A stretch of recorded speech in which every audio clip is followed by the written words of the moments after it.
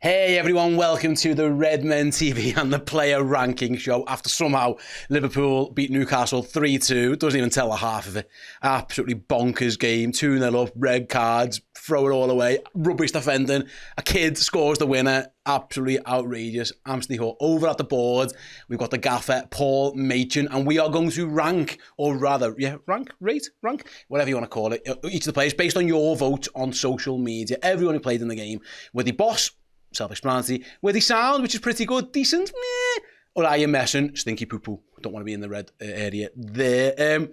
Paul, you're usually in charge, but I'm in the hot seat, so I'm going to make the decision right now. We are going to talk first about Rio Ngumoha. Unsurprisingly, 93.3% voted him as boss, 4.6 said you're messing. I'm guessing they're thinking you're messing is a good thing because, I mean, You said on the watch along, Paul, moments for football. There's always a moment for somebody, and Liverpool creates heroes. And whatever happens in the career of Rio Ngumoha, he's in the folklore of this football club now. Yeah, Steve says he decided that we were doing it, but I already had him ready. No, look, clearly there's something lost in translation between boss and you messing, because it is like, are you messing? Are you messing? How good was this lad? Listen, there's something to be said about Rio Ngumoha that, like, you know, he's not old enough to access pornography tonight. So how's he going to celebrate?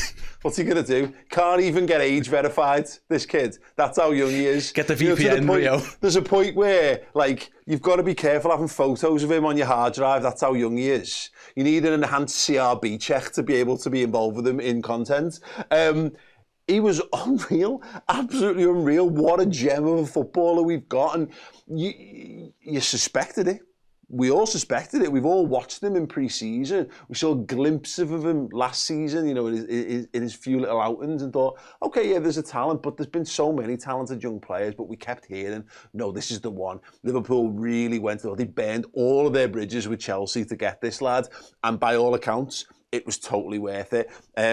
Stunning, absolutely stunning from him. To come into that environment, under that level of pressure, and be able to, look, Steve, the dribble that he does early on, and he gets a corner, and you think, just do that. Do a bit of that, and I'll be absolutely made up with you.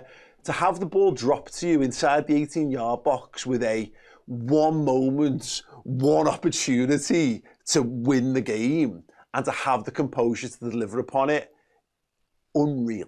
Unreal talent. I thought you were about to sing Eminem then. I was waiting for the verse. You know what? Fair play to Arne Slot for the sub. He was trying to make that sub for absolute ages, and he couldn't, because they kept having throw-ins and corners. And we were sitting on the watch along, Paul, going, we can't get out. Like, this is mad. We've got more players than them, and we are camped in our own box. Virgil van Dijk's having to header everything. Alisson's having to punch everything. And to be fair to the manager, he gets those lads on. He moves players around a little bit. You know, Harvey Elliott gets on the ball and Ngumoha. And you're right, it gets us up the pitch. And to be fair to Liverpool, and I said this last week at Bournemouth, Paul, they continue to play football. That goal is a really good goal. Like, it's popping off, it's moving, there's a step over involved, and like you say, the finish is just like, it's out of this world. Hopefully, like I said, you know, on the watch, on the Star is Born, it feels like a massive moment in this kid's career. It doesn't feel like this is like a McCabe for Man United moment where he disappears. This kid looks like he's going to be the real deal. No, but we've seen, like, Jordan Rossiter comes in and scores in, like, was that the Middlesbrough game in the League Cup many moons ago, and, you know, young footballers have come through the academy. I know he barely come through the academy. I know he was a signing technically, but young lads have come into the team and actually taken opportunities handed to them. But you'd always got the sense of there'd have to be something really mad for them to get a true opportunity. He is very young, and we're fortunate that we can him just being around the squad is probably enough of a career step for him. If he just trains with the senior team every week for the rest of the season, he'll benefit from that.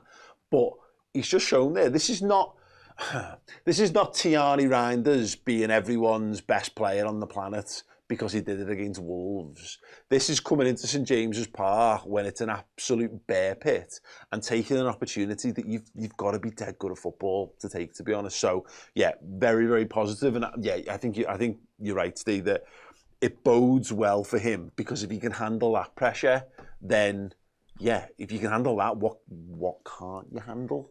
So yeah, hopefully this is a very big first step towards Rio Ngumoha, the first team Liverpool footballer. Yeah, stick him in that boss category. To round up on him as well, Paul, it's interesting because, you know, we were speaking off air earlier, we were talking about, like, you know, the manager's comments about, like, he doesn't want to block pathways and stuff like that, and you're thinking, that's risky, and it really is. The kid's 16, he doesn't turn 17 for a couple of days. Like, it's ridiculous.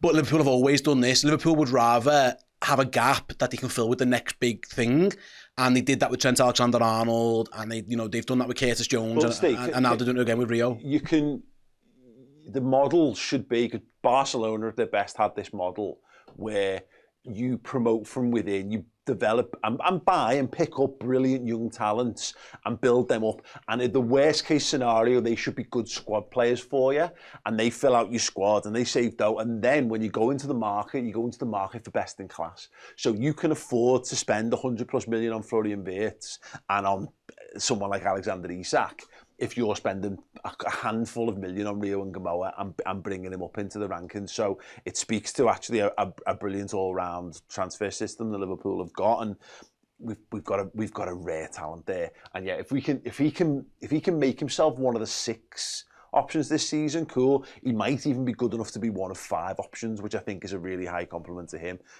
So yeah, look, boss, he deserves it. I'd like to see him play more minutes for us to see if he can do it over a greater course. But at this point, if he's just able to come in and contribute in football matches, then that is ludicrous for a 16 stroke about to be 17-year-old footballer. Yeah, absolutely. And to round off, it's worth mentioning, like I say, we saw him in pre-season and you think, they're just flashing the pan, it's pre-season, it doesn't matter. The manager's trusted him there in a massive game, and he's more than delivered. Let us know your thoughts in the comments section below, your thoughts on Rio Ngumoha. I mean, I can't believe they're going to be anything but positive, but yeah, he's clearly a star in the making, you'd like to hope so. Anyway, and yet we're going to continue and rate and rank the rest of the Liverpool team. That was a clip from the Player Ranking Show. If you'd like to check out the show in full in either video or podcast form, simply head to redmenplus.com.